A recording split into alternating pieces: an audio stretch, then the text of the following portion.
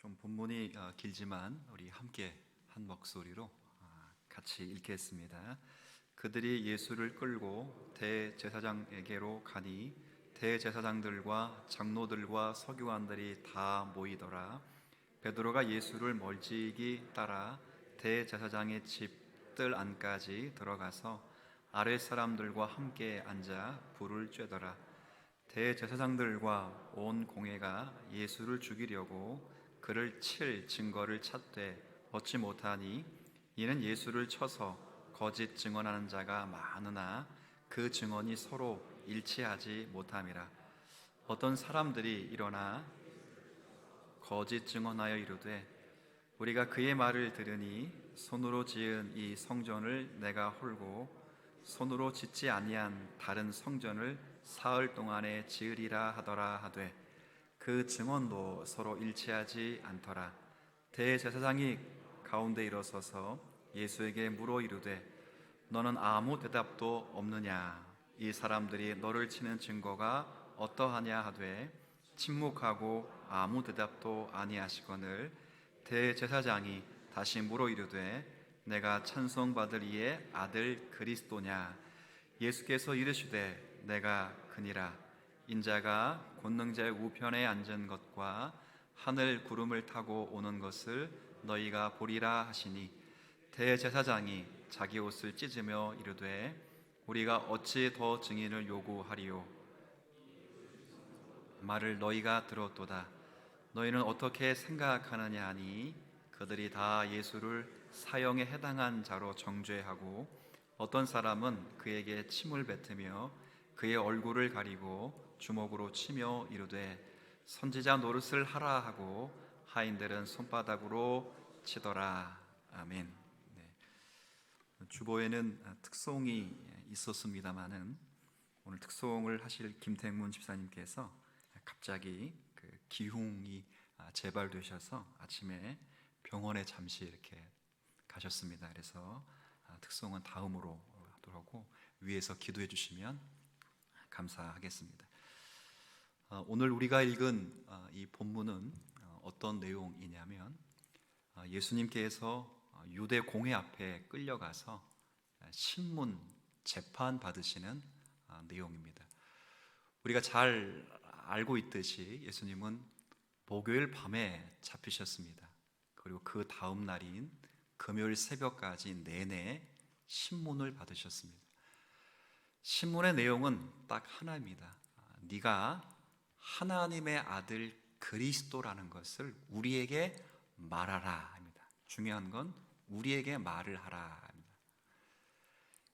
그러니까 네가 그리스도이냐 그리스도가 아닌 거는 관계없다. 남들이 너를 그리스도로 말하니 네가 입으로 말하면 널 죽일 수 있으니 그리스도로 말하라. 이게 핵심입니다. 여러분들이 본문을 저와 함께 읽으셨을 때 아마 전체적인 분위기를 느끼셨을 겁니다. 대제사장의 무리들이 어떤 사실의 진위를 확인하고자 이런 신문을 하는 것이 아니라 증오심에 가득하여 시기심으로 예수를 죽이고 싶어하는 그 마음으로 이 신문을 진행하고 있다는 것을 우리가 느낄 수 있습니다. 예수님에게서 무엇이 옳고 예수님에게서 무엇이 그르냐를 살피고 또 예수가 하신 그 교훈들의 내용을 살피고자 신문하거나 질문한 것이 아닙니다. 오로지 저들의 신문은 죽이려는 구실만을 찾고 있습니다. 그리고 온갖 억지를 다 거기다가 대고 있습니다. 여러분들과 함께 읽었을 때 재밌는 것은 죽일 구실을 그렇게 찾기 위해서 아무리 증인들을 모아는 두었으나 그 서로 증인들의 증언이 일치하지 않았다 하는 겁니다. 본문에도 거짓 증인이 많이 왔으나 서로 일치하지 못했다, 얻지 못했다 라고만 되어 있을 뿐입니다. 죄가 없다는 말입니다. 그럼 풀어줘야 합니다. 그런데 오늘 본문에 보면 또 다른 거짓 증인자를 세워서 이렇게 이야기를 합니다. 58절입니다. 제가 읽겠습니다. 58절 우리가 그의 말을 들으니 거짓 증언들이 또 이야기를 하는 겁니다. 거짓 증언자들이 예수의 말을 우리가 들으니 그의 말을 들으니 손으로 지은 이 성전을 내가 헐고 손으로 짓지 아니한 다른 성전을 사흘 동안에 지으리라 라고 예수라는 사람이 말했다라고 증언자들이 이야기를 한 겁니다. 사실 이 말씀은 예수님께서도 친히 밝히셨듯이 성전이라고 하는 건축물을 가르쳐서 말씀하신 것이 결코 아니었습니다. 다만 예수님이 성전을 사흘 만에 다시 짓겠다라고 말씀하신 것은 성전된 자기 몸을 가리킨 것이 분명했습니다. 주님이 그렇게 말씀도 하셨습니다. 그러니까 예수님께서 죽으실 것과 사흘 만에 다시 살아나실 것, 즉 부활하실 것으로 구원을 완성시키겠다 하신 말씀이 바로 이 말씀이었습니다.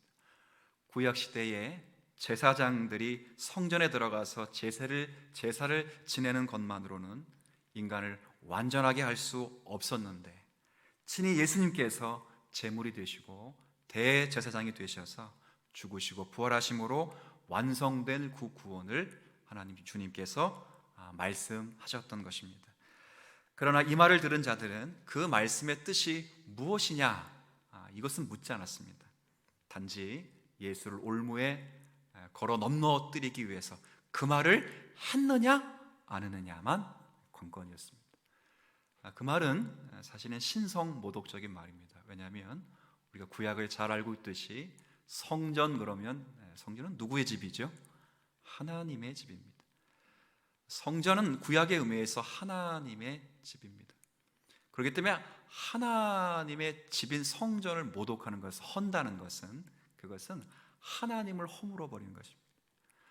그러니 예수님께서 이 성전을 헐라 내가 보이지 않는 부활로 자신의 몸을 세우리라 성전을 세우리라 하셨던 그 말씀에 진위는 상관없이 이 성전을 헐라 그 말을 했냐 안 했느냐만 묻는 것입니다. 여기서 우리가 좀 인간의 내면을 살펴보는 중에 우리가 유의해야 하며 살펴야 될 것이 있습니다. 그건 뭐냐면 우리들도 마찬가지라는 겁니다. 우리들도 사람 사이에 증오심을 갖기 시작하면 꼭 여기에 나와 있는 대제사장처럼 행동하는 경우가 참 많습니다. 다시 말해서 상대방이 미우면 상대방의 말의 본의가 무엇인지 저 사람이 무슨 뜻을 가지고 그런 말을 했는지에는 관심을 두지 않고 오직 말꼬리를 붙잡아서 상대방을 칠 근거로 그렇게 우리의 마음을 삼고 싶은 것이 우리의 죄악된 성품입니다. 그것이 우리의 본성이기도 합니다. 결국 우리의 본성 저 밑바닥에는 사람에 대하여 그리고 하나님에 대해서 좋은 마음을 갖고 있지 않다 하는 것을 성경이 내내 우리에게 지적해 주고 있습니다. 더군다나 지난 시간에도 말씀드렸듯이 예수님께서는 우리들에게 악을 끼친 적이 없습니다. 그는 한 번도 해를 끼친 적이 없습니다. 개인의 관계에서나 사회에서나 그리고 정치 영역에서 언제나 은혜를 베푸셨지 악을 끼친 적이 결코 없습니다. 배고픈 자에게 먹을 것을 주셨고 목마른 자에게 마실 물을 주셨습니다. 병든 자를 고치시고 다시 살리셨지 언제나 악을 끼친 적은 없습니다. 그런 주님께 오히려 멸시의 손바닥으로 내리쳤습니다. 누가 그랬다고요? 평범한 사람이 그랬다면 어느 정도 이해가 되겠습니다만은 오늘 본문에 보면 대제사장이 그랬다는 것입니다. 대제사장이면서도 예수님의 가르침과 교훈과 그의 행적에는 전혀 감각이 없고 깨우친 것이 없고 다만 그를 죽이려는 마음만을 가지고 그 행동을 하고 있다라는 것이 오늘 성경이 우리에게 말씀하고 있는 내용입니다. 이것은 다름 아니라 본성 깊숙이 우리 안에 뿌리 박힌 인간의 부패성이라 그 말이죠. 칼빈 선생님 같은 경우는 기독교 강요를 저술하면서 이 인간의 부패성을 이렇게 표현한 적이 있습니다. 사람의 부패가 어느 한 부분에만 있는 것이 아니고 영혼의 어느 부분도 그 치명적인 질병에 저촉되지 않는 채 순결한 상태로 남아있는 것이 없다라고 했습니다. 그러니까 사람의 부패는 어느 한 부분, 어느 한 어떤 장소, 거기만 부패한 것이 아니라 영혼의 어느 한 부분도 이 질병에 저촉되지 않는 것이 없는 것처럼 모든 것이 다 부패했다, 이렇게 이야기를 합니다. 제가 수년 전에 방송을 보다가 희한한 소리를 하나 접해 들은 것이 있는데 참 기가 찹니다. 어떤 지역의 한 집에 3대가 살고 있는데 그 집에 불이 났습니다. 불이 났는데 너나할 거 없이 나오면서 강아지를 껴안고 나온 겁니다. 소방관이 도착을 했는데 그 집에 몇 대가 살고 있다고요? 노모께서 계셨던 겁니다. 나온 사람이 일제히 먼저 한 말이 뭐라고 했냐면, 선생님, 집에 있는 강아지 좀 구출해 주세요. 노모가 나오지 못했다는 것을 그들이 인지하지를 못한 것입니다. 그들의 눈에는 오직 뭐밖에 안 보였죠? 강아지밖에 안 보였죠. 그 댓글이 다 이랬습니다. 왜 저 소리가 개소리로 들리지? 뭐 이렇게 댓글이 달렸습니다. 그만큼 인간이 본성적으로 타락해 있다는 것을 너무도 잘 가늠할 수 있는 예시가 아닐까 싶습니다. 지금 예수님의 순환 앞에서 마가라는 분이 우리에게 말씀하고 싶은 내용도 저는 이와 같다고 생각됩니다.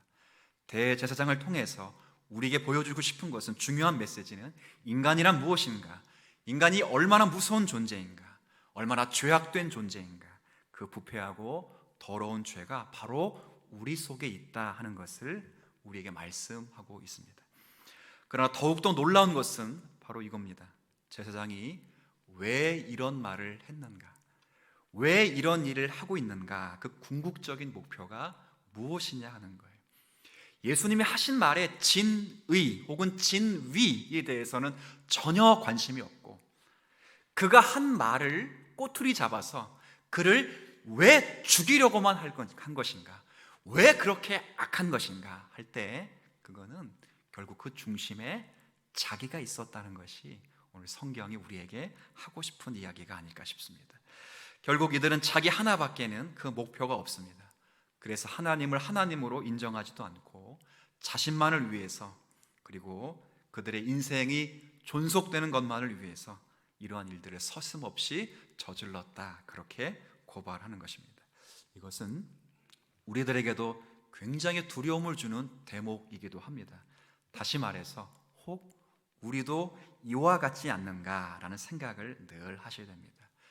신앙이라는 이름으로 하나님을 경배하고 하나님을 영어롭게 하는 것이 아니라, 이 신앙의 이름이 모든가 더 거칠애와 구호에 지나칠 뿐 오직 나 자신만을 위해서 모든 종교적인 행위를 하고 있지 않는가라는 것을 오늘 말씀을 통해서도 좀 생각해 볼 필요가 있겠습니다. 여러분, 소율이 문답 일문일답을 아마 잘 아실 것입니다. 우리 교회에서 교리 공부를 하시고 또 우리 교회를 다니시는 분들이라면 아마 소율이 문답 107문을 달달 외우지 못해도 일문일답 정도는 아마 다 아실 겁니다. 제가 일문을 하시면 한번 답을 한번 해보시면 좋겠습니다.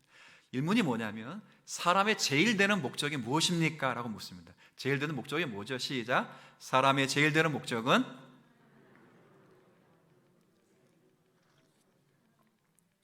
영어롭게는 하고 그 다음은 잘 모르겠죠. 하나님을 영어롭게 하고 그 하나님을 영원토록 즐거워하는 것입니다. Enjoy to God, 하나님을 즐거워하는 것입니다.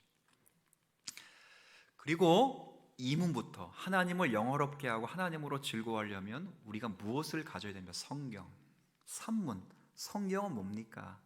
우리에 대한 의무와 하나님이 누구신가를 가리킵니다. 4문, 그럼 그 하나님은 어떤 하나님입니까? 삼위일체 하나님입니다. 이게 쭉 107문까지 가는 거예요. 근데 중요한 건 2문부터 107문이 정당하려면 몇 문이 중요하다는 거예요? 1문이 중요합니다. 1문이 뭐라고요? 사람의 제일 된 목적은 하나님을 영화롭게 하고 하나님으로 즐거워하는 거예요. 근데 이게 자신을 영화롭게 하고 자기를 만족시키고 자기를 즐거워하는 것이라면, 그가 2문부터 3문부터 107문까지 모든 신앙의 내용을 다 가져도 그 신앙의 내용과 신앙의 방법과 신앙의 정당성이 하나님을 기쁘시게 하는 것이 아니라 누구를 기쁘게 하는 게 된다고요. 지금 그게 누구에게 보이고 있다는 거예요? 성경이 지적하는 것이 대제사장에게 보이고 있다는 거예요. 예수를 안 믿는 사람이라면 그냥 지나가겠어요. 하나님을 그리고 또 안 믿는 사람이라면 지나갈 수 있어요. 하나님을 대충 믿는 사람이라면, 신앙이 좋지 않은 사람 지나갈 수 있어요. 근데 이 사람은 하나님을 믿는 사람 가운데 최고의 사람이고, 하나님을 가장 잘 많이 알아야 되고, 하나님에 대한 지식을 따라 하나님의 역사를 가장 바르게 정확하게 규정해야 될 대제사장이 이런 악한 행동을 하고 있다는 것을 통해서 1차적으로는 이 모든 인생이 악함을 우리에게 고발할 뿐 아니라, 이 악함의 궁극적인 목표와 이 악을 지향하는 사람의 지향성의 중심에는 하나님이 있지 않고 누가 있다는 거죠? 자기가 있다는 것입니다. 오늘 사실 예수님이 이 이야기를 여러분과 저에게 하고 있는 싶습니다. 이것은 유대인들이 계명을 이해하는 데서 참 잘 나타납니다. 유대인들은 계명을 이해할 때 이렇게 이해했습니다. 계명을 왜 지켜야 하는가? 왜 우리가 준수해야 되는가? 그럴 때 여러분들은 앞에는 동의하지만 뒤에는 동의하지 않을 것입니다. 뭐냐면, 첫 번째는 유대인들은 죄를 짓지 않기 위해서 율법을 지킨다라고 했습니다. 두 번째, 율법을 왜 지키는가? 두 번째가 더 큰 목적인데, 죄를 짓지 않을 뿐 아니라 그 율법을 지켜서 하나님 앞에 의롭다함 받기 위해서 지킨다라고 했습니다. 그래서 유대인들이 늘 율법을 이해할 때는 어떤 면을 이해했냐면 경계적인 측면을 이해했습니다. 경계라고 하는 것은 어디까지. 그래서 율법을 항상 어디까지 지켜야 됩니까? 계명을 그런 식으로 했습니다. 바꿔 말하면 무엇은 해도 되고 뭘 하면 안 되는가, 이거였어요. 왜 그렇게 그들이 이해를 했다고요? 왜 생각했다고요? 일단 죄를 짓지 않기 뿐만 아니라 그 율법을 지켜서 하나님 앞에 뭐 하기 위해서요? 의롭다함, 구원받기 위해서 그렇게 한 겁니다. 살인하지 말아라 라는 계명을 이해할 때도 어디까지가 살인인가, 그거예요. 우리가 술을 먹고 운전하면 그걸 뭐라고 하죠? 음주운전이라고 하는데, 음주운전이 어느 기준인가? 0.05%인가? 0.03%인가? 뭐 그런 거 따지듯이 어디까지가 살인죄냐 이렇게 했습니다. 근데 죄는, 율법에서 말하는 죄는 그런 측면에서 이해할 수 없습니다. 우리 신앙의 선배들은 율법과 관계돼서 죄를 이해할 때는 죄란 1차적으로 상태이며 그리고 부차적으로는 행위이다 이렇게 말했어요. 유대인은 행위를 강조했지만 우리 신앙의 선배들은 행위 이면에 우리의 마음의 상태가 이미 죄라 그 말이에요. 굉장히 다른 이해입니다. 저들은 율법이 그렇게 경계적인 측면으로 이해할 때는 율법을 지켜서 하나님 앞에 의롭다움 받기 위해서 그렇게 지켰습니다. 그러나 우리는 율법을 이해할 때, 계명을 이해할 때는 우리가 하나님 앞에서 율법을 지켜서 구원을 받을 수 없다는 방법으로 이해를 하는 거죠.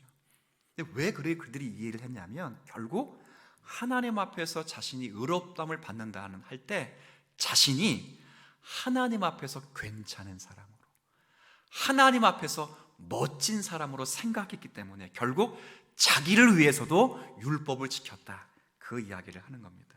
오늘 본문을 다시 한번 보겠습니다. 대제사장이 거짓 증인을 세웠는데 두 사람이 와서 하는 말이, 예수님이 성전을 헐고 사흘 만에 다시 씻겠다라고 했다고 했을 때, 증언할 때 이에 대해 예수님이 잠잠했습니다. 그러자 대제사장이 유도신문을 하는 내용이 나오는데 61절입니다. 자, 한번 같이 읽을까요? 시작. 침묵하고 아무 대답도 아니하시거늘 내가 찬송받을 이의 아들 그리스도냐. 예수님이 아무 말씀하시지 않자 이제 대제사장이 질문을 하는데 유도 질문을 합니다. 유도 신문 중에 네가 그리스도이냐라고 말하라 이렇게 말을 하는데, 오늘 마가복음에는 안 나타났지만 마태복음에 보면 똑같은 내용이 마태복음 26장에 뭐라고 표현하냐면, 이장 읽어드리겠습니다. 똑같은 구절이거든요. 근데 하나가 더 붙었습니다. 예수께서 침묵하시거늘 대제사장이 이르되 내가 너로 살아계신 하나님께 맹세하게 하노니 네가 하나님의 아들 그리스도인지 우리에게 말하라입니다. 뭐가 하나 첨언되어 있냐면 하나님께 맹세한답니다. 하나님의 이름이 지금 제사장에게 사용되는 굉장히 좋은 일입니다. 목사의 이름에서 하나님의 이름이 언급되고 그리스도의 이름이 언급되는 것은 귀한 일입니다.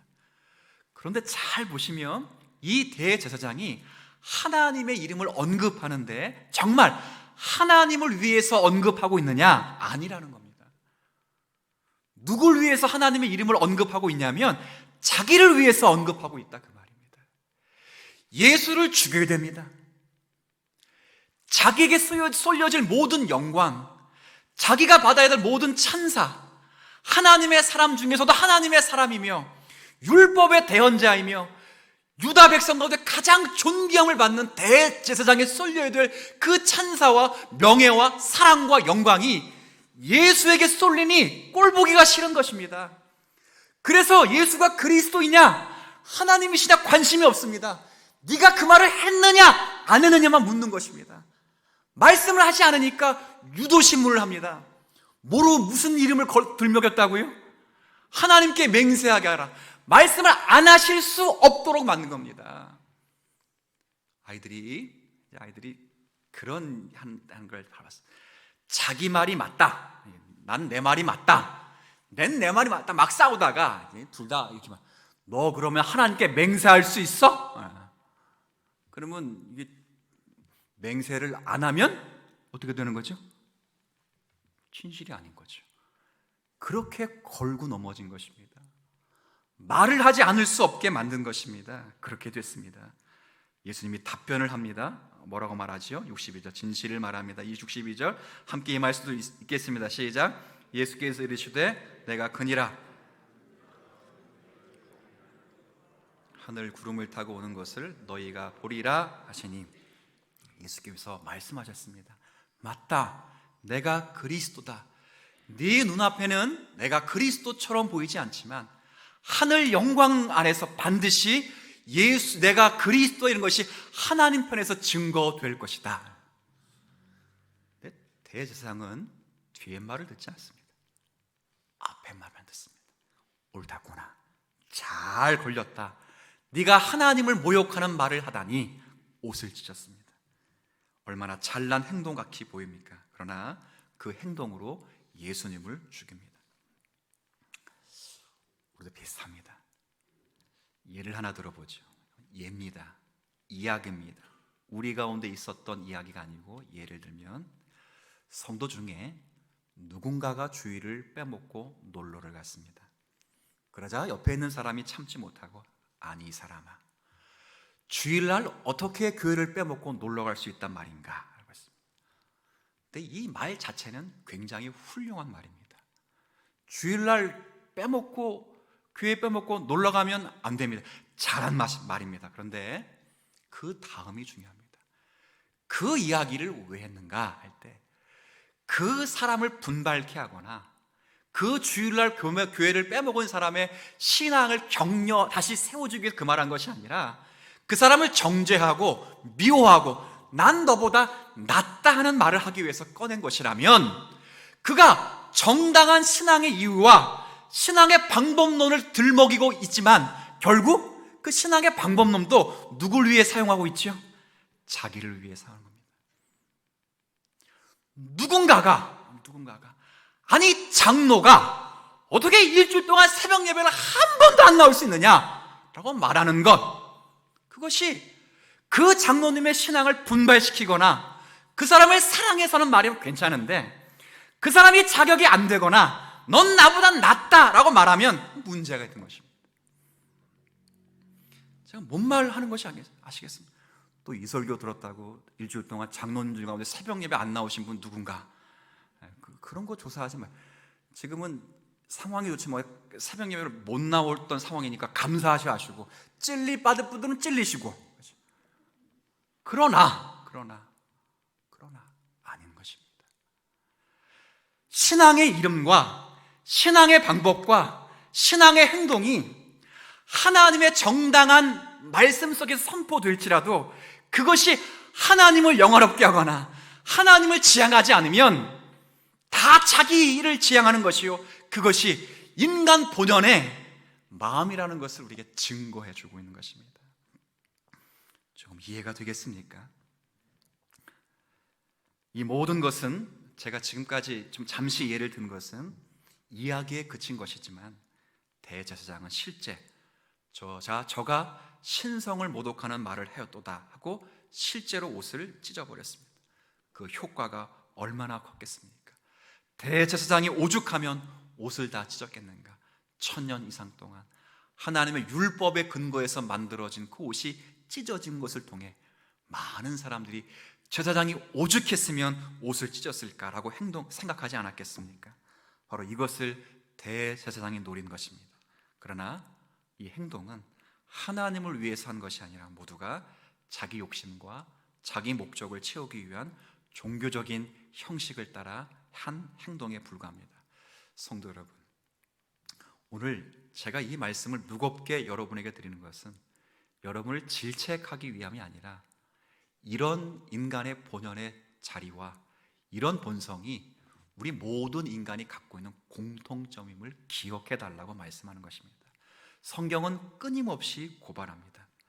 저들이 그리스도를 알아볼 가능성이 있었는데 못 알아본 것이 아니라 저들은 그리스도를 알아볼 가능성 자체가 전혀 없다는 것을 성경에 설명하는 것입니다.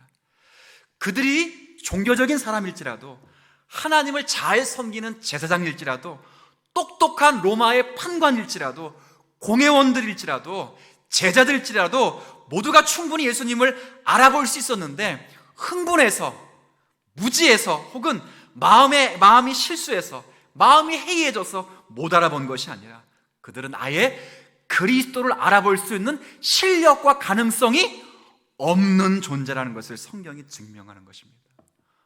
어떤 인생이든 모두가 다 죄인이기 때문에 모든 인생은 스스로가 그리스도를 알아볼 수 있는 실력이 없습니다. 그러니까 단순히 예수님과 마가는 저들의 실수를 지적하는 것이 아니라 죄인된 인간의 부패성과 깜깜함을 본문을 통해서 이야기하고 있습니다. 예수님을 보십시오. 당신을 정죄했던 이 제사장을 정죄하지 않습니다. 당신을 정죄했던 빌라도를 정죄하지 않습니다. 베드로를 정죄하지 않습니다. 베드로와 제사장을 똑같은 선상에 놓고 기록하고 있을 뿐입니다. 다음 주에 확인하시겠지만 베드로 쪽에서는 무능함을 기록해 두고 이 제사장 쪽에서는 부패함을 기록해 두었습니다. 나중에 베드로가 회개했다는 이야기를 하기 위함이 아닙니다. 바꿔 말하면 인간이란 모두가 근본적으로 그리스도를 안 보고 볼 수도 없고 모를 뿐 아니라 증오하고 있음을 확인시켜 주기 위함입니다. 성경에 그런 말씀이 있죠. 빛이 세상에 왔으되 어둠이 깨닫지를 못하는 것입니다. 깨닫지를 못합니다. 그가 세상의 빛으로 오셨고 또 빛으로 계셨을 뿐 아니라 이 계신 모든 세상을 예수 그리스도가 다 만든 바 되었는데 세상은 그를 알지 못하고 영접하지도 아니하였다. 아니, 할 수가 없었다. 왜? 실력이 안 된다. 그 이야기를 오늘 본문이 우리에게 하는 것입니다. 자, 그러면 물어보죠. 왜 할까요? 왜 할까요? 예수님이 바로 죽으시는데 이제 몇 시간 지나면 죽으셔야 되는데 죽으시는 순간까지 이 인간은 희망이 없다. 인간은 가능성조차가 없다라고 왜 말씀하신 걸까요? 왜 말씀하신 걸까요? 답은 하나입니다. 답은 하나입니다. 그렇기 때문에 예수가 우리를 위하여 죽으셔야만 된다. 그 이야기를 합니다. 여러분, 예수를 알아봤다면 예수님이 죽을 필요가 없습니다. 줄을 세우면 그만입니다. 그런데 못 알아봤다니까요. 제가 목을 힘을 주어 강조했듯이 알아볼 가능성이 있었는데 마음이 해이해져서 못 알아본 것이 아니라 알아볼 가능성 자체가 없었던 사람들입니다.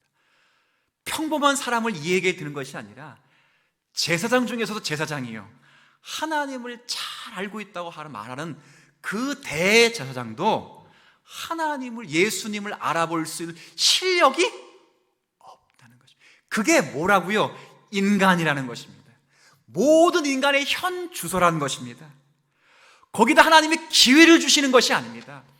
기회를 주셔서 하나님의 사람으로 바꾸는 것이 아니라 그런 자들을 대상으로 예수님이 죽으셔야만 된다, 그 이야기를 하고 싶은 것입니다. 예수님이 죽는 의미가 무엇이죠? 왜 죽으셔야 됩니까?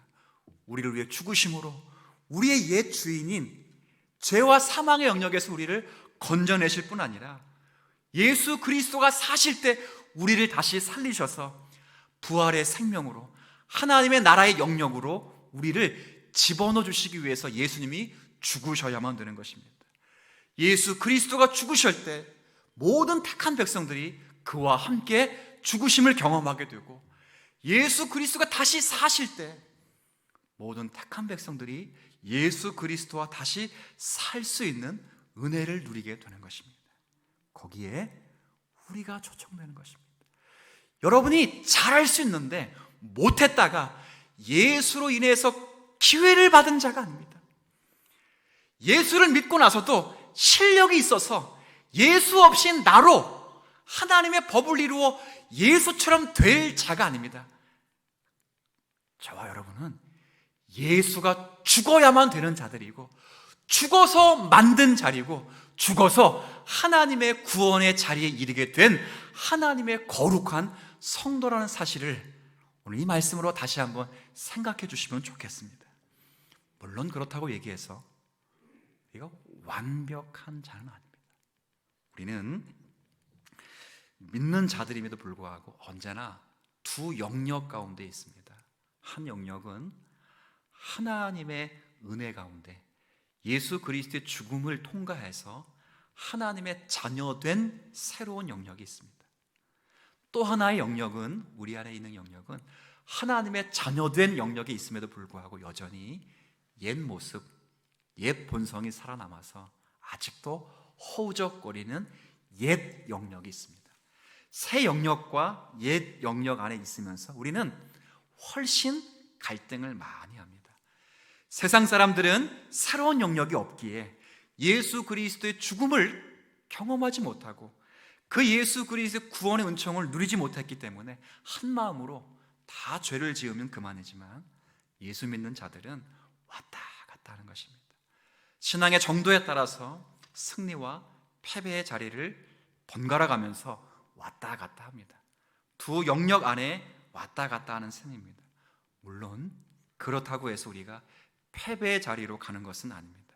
그것은 바로 주님께서 죽으셨고 다시 부활하셨는데 다시 죽으실 분이 아니시기 때문에 그렇습니다. 이것이 인간의 부패성을 넘는 주님의 십자가 가지는 하나님의 놀라운 구원의 역사입니다. 성경 한 구절 우리 함께 읽게 되면 조금 더 이해가 좀 쉬울 것 같습니다.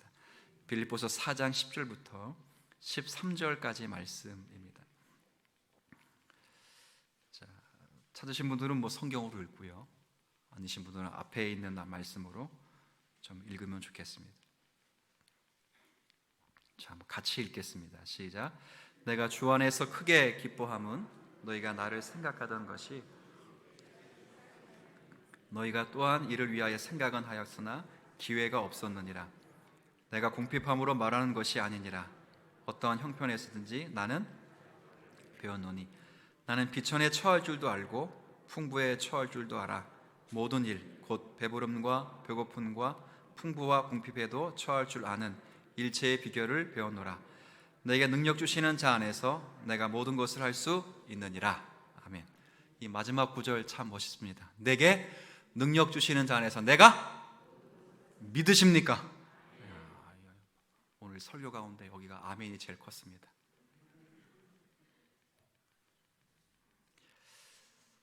이 말씀을 많이 집에다 걸어놓고 계시는데 아주 귀한 말씀입니다. 그런데 이 말씀에 대한 이해와 이 말씀을 집에다 걸어놓은 정성과 일치하지 않는 경우가 다반사입니다. 다반사. 우리는 이 말씀을 읽으면서 내게 능력 주시는 자 안에서 내가 괄호를 쳤죠. 모든 것을 할 수 있다. 모든 것에 다 집어넣습니다. 그런 설교도 많이 들었습니다. 근데 조금 전에 설명드렸듯이 이 말씀에 대한 이해와 이 말씀에 대한 정성은 다릅니다. 이 말씀은 그런 의미가 전혀 아닙니다. 이 말씀은 사도 바울이 감옥 안에서 했습니다. 감옥 안에서 내게 능력 주시는 내가 모든 것을 할 수 있다, 이렇게 말한 겁니다. 무엇 때문에 그렇게 말했는가? 빌립보 교회 성도들이 바울의 사역에 동참한 것 때문에 그렇습니다. 오늘 읽었던 10절의 말씀에 보면 내가 주 안에서 크게 기뻐함은 너희가 나를 생각했던 것이 이제 다시 뭐가 나고요? 싹이 났다는 것입니다.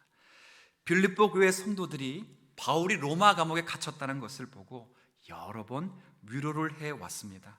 찾아오기도 하고 필요한 물건을 넣어주기도 하고 바울이 지향했던 선교 사역에 스스로 바울을 대신하여 몸을 던지고 물질로 헌신하게 되었습니다. 그래서 이제야 다시 싹이 남이 됨이라. 너희가 기회가 있었거나 너희가 생각은 하였으나 기회가 없었을 뿐인데 이제 그 기회가 왔으니 내가 기뻐한다라고 말합니다. 근데 11절에 곧바로 말을 바꾸면서 뭐라 말하냐면 내가 궁핍하기 때문에 말하는 것이 아니라면. 이게 뭡니까? 너희가 내게 필요를 채워주기 때문에 이 말을 한 것이 결코 아니라고 합니다. 너희가 하나님의 사랑에 기쁨에 참여했기 때문에 하나님의 사랑에 참여했기 때문에 내가 기뻐서 이 말을 한 것이지 너희들이 내가 감옥에 있을 때 필요한 것을 넣어주었기 때문에 내가 이 말을 하는 것이 결코 아니랍니다. 나는 어떠한 형편에 있든지 자족함을 배웠답니다. 배고픔에 있어도 괜찮고 배부름에 있어도 괜찮을 도통의 자리에 있다는 거예요. 어떻게 도통한 사람이 되었습니까? 배고픔과 그리고 배부름의 일체의 비결을 배웠습니다. 배부름과 배고픔은 전혀 차원이 다릅니다. 그러나 일체의 비결을 배운 것입니다. 무슨 비결이요? 모든 것이 예수 그리스도 안과 그의 힘으로 되어진다면 배부름이 그에게 도움이 될 수 없고 배고픔이 그의 사역에 방해가 되지 않는다는 것입니다. 누구 안에 있기 때문에? 예수 그리스도 안에 있기 때문에 이걸 강조하는 것입니다. 그러면 아까 13절 읽을 때 모든 것에 괄호를 치면 안 되고 어디다 괄호를 쳐야 됩니까?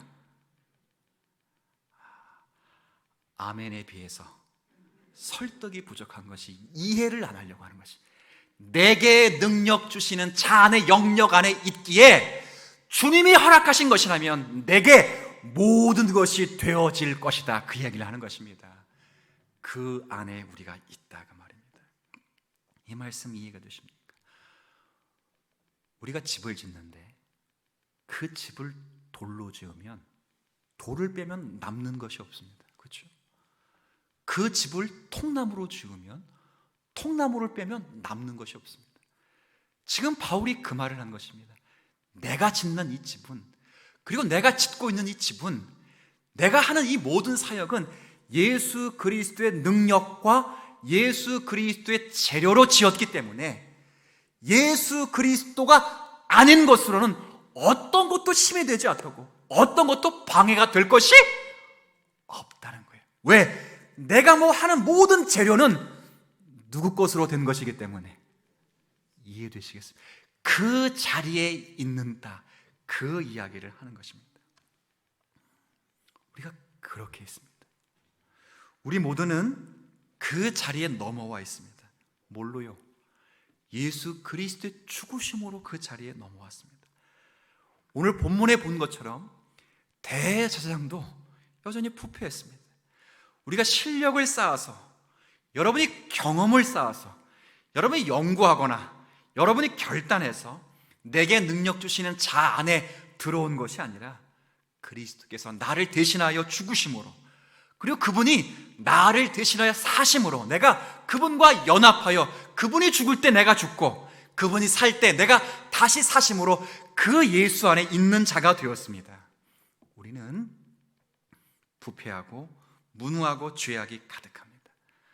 그러나 이 부패하고 무능하고 죄악이 가득한 인생 안에 그리스도께서 비집고 들어오셔서 우리를 위해 죽으시고 다시 사심으로 부활의 능력으로 우리를 새로운 영역 안에, 한번 따라해 볼까요?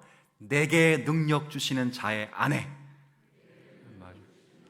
그렇죠? 내게 능력 주시는 자의 영역 안에 들어와 있습니다. 그러나 여전히 갈등합니다. 이 갈등은 옛 영역으로 떨어지는 갈등이 아닙니다.